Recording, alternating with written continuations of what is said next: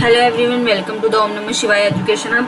आज के टॉपिक में हम आज की क्लास में दिल्ली सल्तनत पीरियड जो हमारा 1206 से 1526 है, उसमें हम पहली डेंसिटी कवर करेंगे, स्लेव डेंसिटी।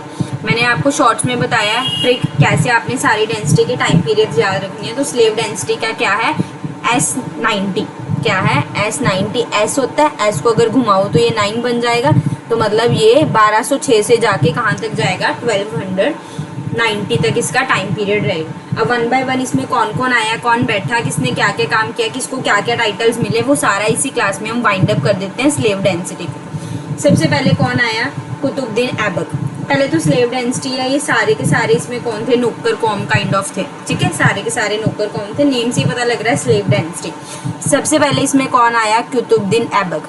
कुतुबुद्दीन ऐबक, ये याद रखना है, पहला नाम इंपॉर्टेंट नाम है, इसी ने फाउंड किया, इसी को हम क्या बोलते हैं, फाउंडर ऑफ स्लेव डेंसिटी। किसको, कुतुबुद्दीन ऐबक को हम क्या बोलते हैं, फाउंडर ऑफ स्लेव डेंसिटी।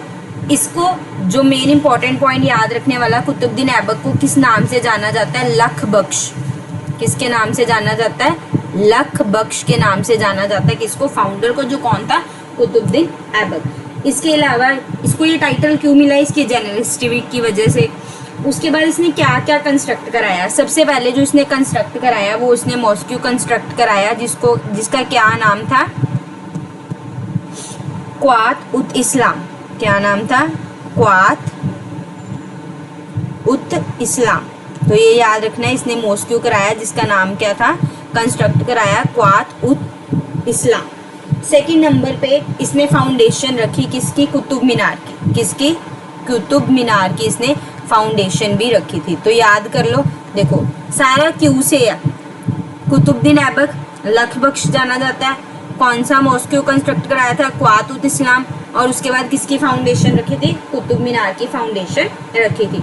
इसकी डेथ कब हुई थी, 1210 में हुई थी। कब हुई थी, 1210। तो इसका टाइम पीरियड याद रखना है, कुतुबुद्दीन ऐबक का जो टाइम पीरियड है वो आपका कितना हो गया, 1206 से 1210 तक, 1206 से 1210 तक का इसका टाइम पीरियड हो गया। अब इसकी डेथ हुई कैसे थी, तो ये भी पूछ लेते हैं। पोलो खेलते हुए, पोलो गेम खेल रहा था, ये हॉर्स से गिर गया था, तो इसकी क्या हो गई थी, डेथ हो गई थी। कई जगह आपको पोलो की जगह चाओगान भी आ जाता है नाम, तो आपने दोनों नाम याद रखने हैं। वैसे पोलो ही आता है, पर फिर भी आपने ये भी याद रखना है। तो ये आपका हो गया कुतुबुद्दीन ऐबक का। वो इतना क्लियर हो गया, जो लर्न करने वाले पॉइंट्स है सिर्फ वही मैं आपको बता रही हूँ। सबसे पहले कुतुबुद्दीन ऐबक लख बख्श के नाम से जाना जाता है, इसने 4 साल का टाइम पीरियड किया था। इसने कंस्ट्रक्ट कराया था क्वात उत इस्लाम, उसके बाद फाउंडेशन रखी थी कुतुब मीनार की। 1210 में इसकी डेथ हो गई थी, पोलो खेलते हुए ये मर गया था। उसके बाद कौन बैठा था गुरु गद्दी पे, मतलब गुरु गद्दी तो नहीं कह सकते, गद्दी पे कौन बैठा था, तो हम कहेंगे आराम शाह बैठा था। ये क्या था, गुरु गद्दी पे बैठा था, पर इसका जिक्र एज सच लोग नहीं करते हैं। रीजन बिंग ये बहुत ज्यादा वीक था, वर्थलेस यंगर था, और इसको लोगों ने रिजेक्ट कर दिया था, और इल्तुतमिश ने इसको क्या कर दिया था, डिफीट कर दिया था, और उसका जो गद्दी थी वो एक्वायर कर ली थी। फिर भी आपने याद रखना है, जब 1210 की बात है, 1210 को ही हम बेटे को ही बिठाना होता है ना गद्दी पे।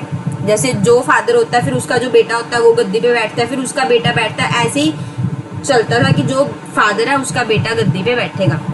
तो उस टाइम कौन बैठा था, आराम शाह। तो ये याद रख लेना, कई बार आ जाता है क्वेश्चन, तो पता होना चाहिए आराम शाह। मतलब इसको ज्यादा देर बिठाया नहीं गया था, रीजन बिंग ये वर्थलेस था, यंग मैन था, और लोग इसको पसंद नहीं करते थे, रिजेक्ट कर देते थे, और इसने इसको रिजेक्ट कर दिया था कि गुरु गद्दी पे नहीं बिठाएंगे, इसको गद्दी पे नहीं बिठाएंगे। इसके बाद कौन आया था, इल्तुतमिश।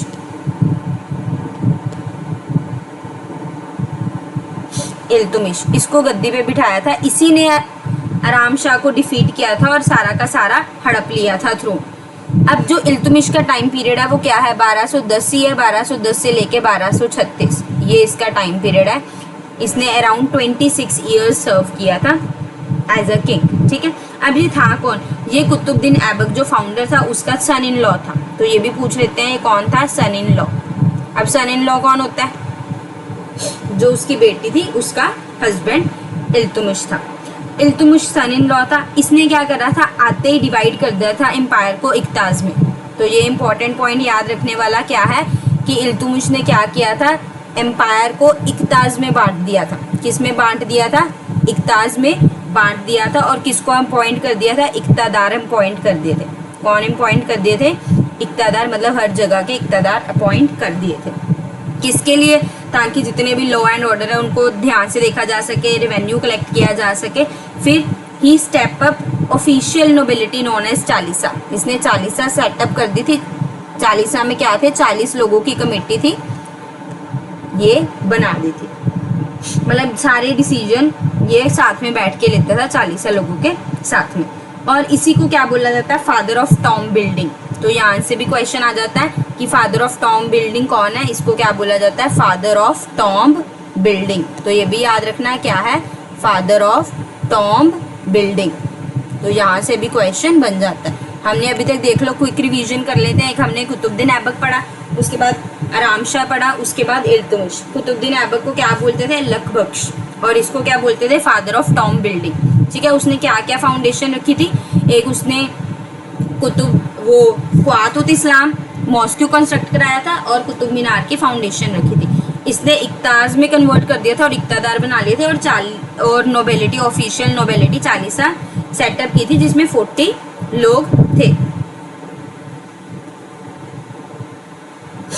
फिर उसके बाद इसने ही इल्तुतमिश ने कहा था कि जब मैं मर जाऊंगा, 40 लोगों को, जो 40 के मेंबर्स हैं, उनको क्या कहा था? अगर मेरी डेथ हो जाती है तो मेरी गद्दी पे मेरा बेटा नहीं, मेरी बेटी बैठेगी। जो कौन थी? रजिया। कौन थी इसकी बेटी? रजिया। उन्होंने कहा था ये गद्दी पे बैठेगी मेरे मरने के बाद। बेसिकली इसने रजिया को अपना सक्सेसर डिक्लेयर कर दिया था। अब जो इम्पोर्टेंट पूछा जाता है इल्तुतमिश में, उसमें एक उसके बाद 2 कॉइन्स इसने रिलीज किए थे। 2 कॉइन्स, उन कॉइन्स में से एक कॉइन था सिल्वर और एक कॉइन था कॉपर। ये 2 कॉइन्स उस टाइम पे इंट्रोड्यूस हो गए थे। सिल्वर को क्या बोलते थे उस टाइम पे? टका। क्या बोलते थे? टका। सिल्वर को क्या बोलते थे? टका। और कॉपर को क्या बोलते थे? जितर। क्या बोलते थे? जितर। तो याद रखना है, सिल्वर को क्या बोलते थे? टका। और कॉपर को क्या बोलते थे? जितर। ये किसने इंट्रोड्यूस किए थे? इल्तुतमिश के टाइम पे इंट्रोड्यूस किए थे।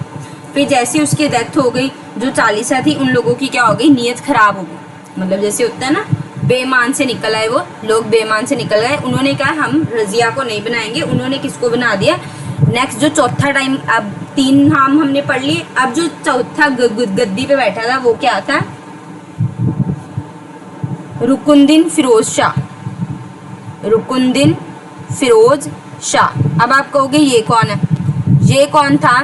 जो इल्तुतमिश था वहां पे एक नौकरानी थी जिसका नाम क्या था? तरकान। एक नौकरानी थी जिसका नाम क्या था? तरकान। उसका बेटा था ये। मतलब बेसिकली हम देखा जाए, हम कहते थे कि गद्दी पे कौन बैठते हैं? बेटा बैठते हैं। तो इल्तुतमिश का ये नाजायज बेटा था, मतलब रियल चाइल्ड नहीं था, उसकी बीवी से चाइल्ड नहीं हुआ था। ये वहां पे काम करती थी नौकरानी जिसका नाम क्या था? तरकान।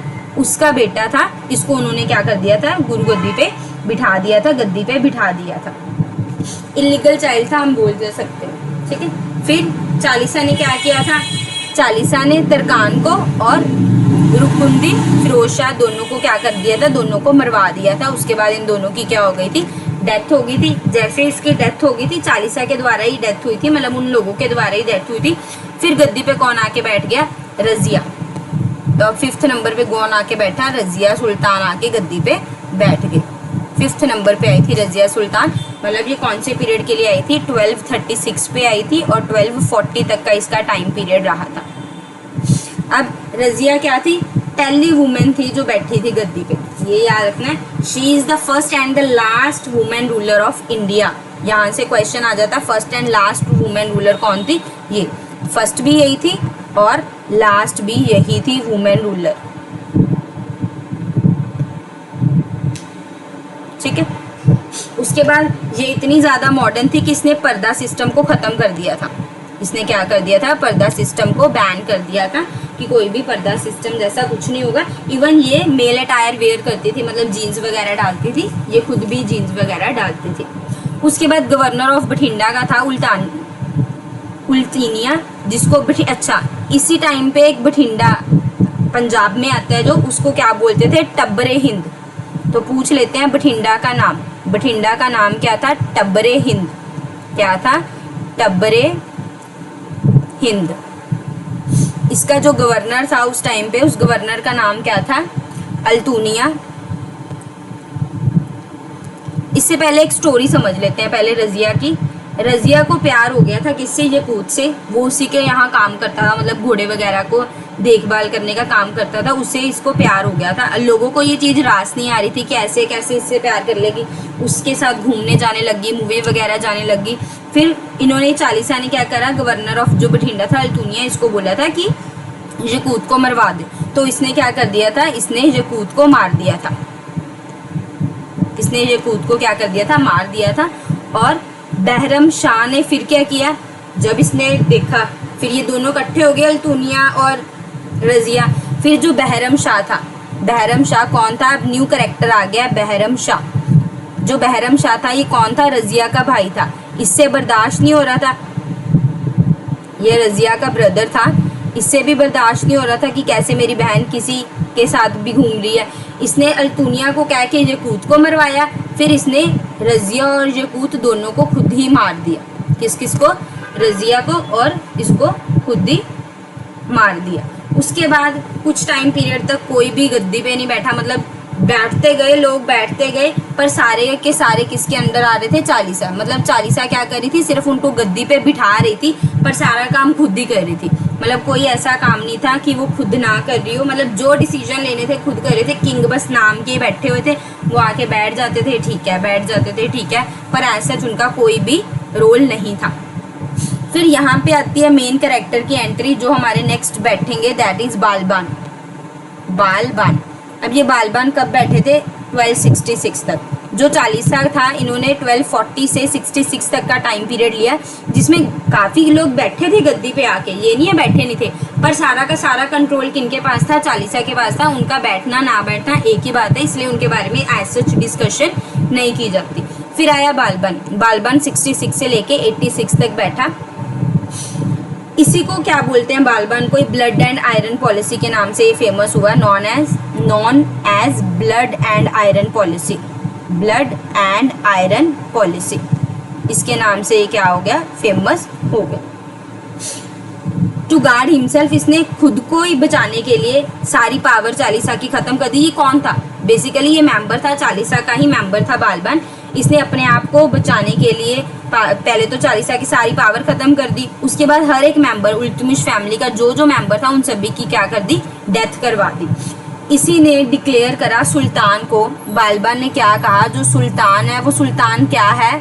सुल्तान को क्या बोलते हैं? जिले इलाही। जिल-ए-इलाही। जिले इलाही का क्या मतलब है?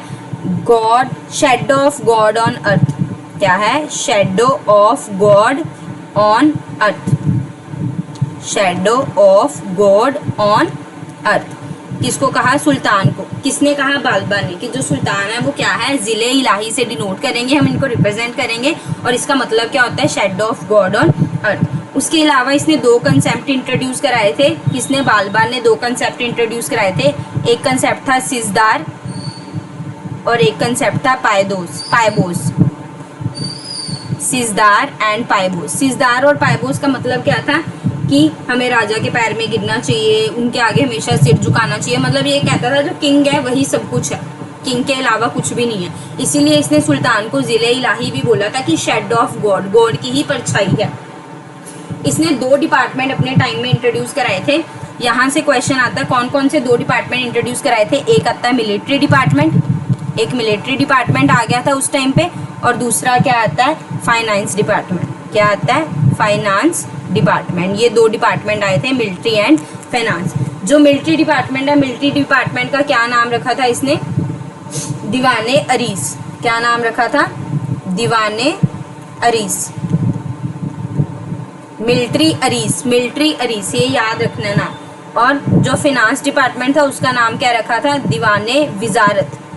दीवाने विजारत, ये नाम इंट्रोड्यूस कराया था। मतलब ये दो डिपार्टमेंट इंट्रोड्यूस कराए थे, मिलिट्री और फाइनेंस। मिलिट्री का नाम क्या था? दीवाने अरीस, और फाइनेंस का नाम क्या था? दीवाने विजारत। उसके बाद जो इसका बेटा था मोहम्मद, वो ज़्यादा बीमार रहने लग गया था, डिप्रेशन में चला गया था। जैसे ही उस बेटे की मौत होगी, इसके बालबन के बेटे की मौत हो गई, तो ये भी क्या चला गया, डिप्रेशन में चला गया, और इसकी भी क्या हो गई, डेथ हो गई, इसकी भी क्या हो गई, डेथ होगी। फिर लास्ट में कैकुबल आया था, लास्ट में कैकुबल आया था, वो बैठा था गद्दी पे। जो इसका टाइम पीरियड था वो 87 में डेथ हुई थी, ओ सॉरी 86 में डेथ हुई थी, 87 से 90, क्योंकि 90 पे ये हमारी खत्म हो गई थी स्लेव डायनेस्टी, तो ये 87 से 90 तक गया था। ये कौन था कैकुबल, बेसिकली ग्रैंड सन था बालबन का। वैसे तो बेटा बैठता होता है, पर उसके बेटे की डेथ हो गई थी, तो ये ग्रैंड सन था किसका, बालबन का। ये आके बैठा था, ये सुल्तान बन गया था, पर ये खुद को वाइन्स में, वुमेन्स में, उसी में इंडल्ज करता रहता था, उसी में इंडल्ज रहता था। कोई इसको होश नहीं था, कोई गद्दी का इसको वो नहीं था, बस लगा रहता था अपनी लाइफ में। इसी वजह से ये भी क्या हो गया था, मर गया, डिफीट हो गया था, और उसके बाद ये स्लेव डायनेस्टी है जो क्या हो गई थी, खत्म हो गई थी। अब एक बार रिकॉल कर लेते हैं पूरी की पूरी स्लेव डायनेस्टी। होप आपको सारी की सारी स्लेव डायनेस्टी आपके माइंड में फिट हो गई होगी। इसी तरीके से कराइए कि आपको इसके बाहर कुछ भी नहीं आएगा। स्लेव डायनेस्टी में आपके क्वेश्चंस की प्रैक्टिस कर लेंगे हम एक बार, सो दैट आपका स्लेव डायनेस्टी भी क्या हो जाए, वाइंड अप हो जाए। स्टार्ट करते हैं। सबसे पहले कुतुबुद्दीन ऐबक। अच्छा, इससे पहले 3 इन्वेजन हुई थी, वो हम अगली क्लास में या कभी कर लेंगे, पर मेन जो स्लेव डायनेस्टी के ऊपर था वो यहाँ से स्टार्ट है। कुतुबुद्दीन ऐबक था, 1206 से 1210 तक का टाइम पीरियड रहा था। इसको लखबख्श के नाम से जानते हैं। उसके बाद इसने क्या कंस्ट्रक्ट कराया था, क़वातुत इस्लाम। उसके बाद इसने फाउंडेशन रखी थी कुतुब मीनार की। 1210 में ये पोलो खेलते हुए गिर गया था अपने घोड़े से, और इसकी डेथ हो गई थी। फिर उसके बाद कौन आया था, इसका बेटा बैठा था आराम शाह, पर वो यंग नहीं, मतलब यंगर था, पर उसको इतना होश वोश नहीं था, तो उसको इल्तुमिश ने, जो उसका सन इन लॉ था, उसने हरा दिया था और खुद आके बैठ गया था गद्दी पे। फिर इल्तुमिश का टाइम पीरियड जो था 10 से लेके 36 तक था। इसी को हम फादर ऑफ टॉम बिल्डिंग भी बोलते हैं। इसने पूरे राज्य को इक्ताज में बांट दिया और इक्तदार अपॉइंट कर दिया।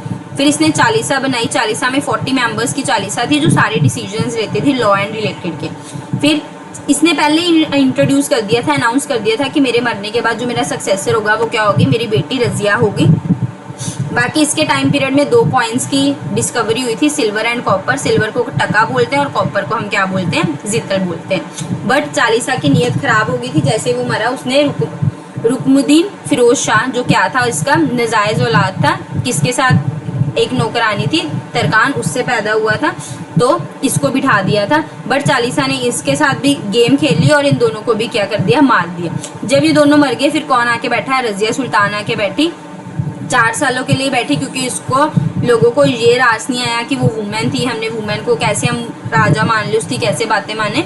तो ये पहली और लास्ट वुमेन थी जो गद्दी पे बैठी थी। इसने पर्दा सिस्टम बैन किया था, मैन के कपड़े डालती थी, मतलब जीन्स वगैरह वियर करती थी। फिर गवर्नर, जो बठिंडा का गवर्नर था, उसको अपॉइंट किया, जिसका नाम था अल्तुनिया, और बठिंडा को क्या बोलते थे, टब्बरे हिंद बोलते थे। रजिया जो थी यकूत से प्यार करती थी, तो अल्तुनिया ने क्या करा, यकूत को मरवा दिया। फिर जो इसका ब्रदर था रजिया का, बहरम शाह, इसने क्या करा, रजिया और अल्तुनिया दोनों को मरवा दिया।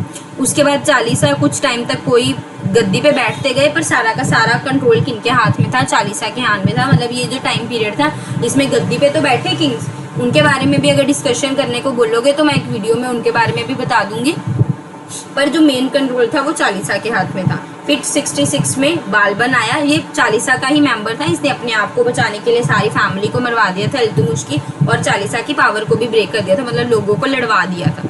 बालबन को ही हम ब्लड एंड आयरन पॉलिसी बोलते हैं। और इसने क्या कहा था, जो सुल्तान होता है उसको हम क्या बोलते हैं, जिले इलाही। जिले इलाही का क्या मतलब है, shade of God on earth. उसके बाद इसने 2 इंट्रोड्यूस कराए थे, सिजदार और पायबोस कंसेप्ट इंट्रोड्यूस कराए थे। इन दोनों कंसेप्ट का क्या मतलब है कि जो कुछ है वो किंग ही है, उसके आगे सिर झुकाना, वो करना। उसके अलावा इसने 2 डिपार्टमेंट इंट्रोड्यूस कराए थे, मिलिट्री डिपार्टमेंट और फाइनेंस डिपार्टमेंट। मिलिट्री डिपार्टमेंट को क्या बोलते हैं, दीवाने अरीस, और फिनांस डिपार्टमेंट को क्या बोलते हैं, दीवाने विजारत। उसके बाद लास्ट में, अब ये मरा कैसे, इसका बेटा था मोहम्मद, वो डेथ हो गई थी उसकी, उसी के गम में ये क्या हो गया, डिप्रेशन में चला गया, और इसकी भी क्या हो गई थी, डेथ हो गई थी। उसके बाद कैकुबल आके बैठा था, जो ग्रैंड सन था, 3 इयर्स तक बैठा था, 87 से 90 तक। बट ये अपने आप को वाइन्स में, वाइफ्स में, गर्ल्स में इंडल्ज रखता था, तो इसने ज़्यादा कारोबार एज सच देखा नहीं, तो इसी के साथ जो स्लेव डायनेस्टी है वो क्या हो गई, वाइंड अप हो गई। मतलब खत्म हो गया। और इसके बाद हम क्या आएगी, अब खिलजी डायनेस्टी आएगी। अब नेक्स्ट लेक्चर में हम खिलजी डायनेस्टी के ऊपर बात कर लेंगे। होप आपको आज की वीडियो अच्छी लगी होगी और सारी की सारी स्लेव डायनेस्टी आपके दिमाग में घुस गई होगी। अगर आपको वीडियो अच्छी लगी है प्लीज़ इस वीडियो को ज़्यादा से ज़्यादा शेयर करो और चैनल को सब्सक्राइब कर लो, बेल आइकन को हिट कर लो, सो दैट मैं नेक्स्ट वीडियो जैसे ही अपलोड करूँ आपको साथ के साथ नोटिफिकेशन आ जाए। अगर कोई पर्टिकुलर टॉपिक के ऊपर आपको वीडियो चाहिए कि मैम पहले ये वाला टॉपिक कवर कर लो, तो वो आप कमेंट सेक्शन में लिख सकते हो, तो मैं उसके ऊपर वीडियो बनाती हूँ। Thank you so much.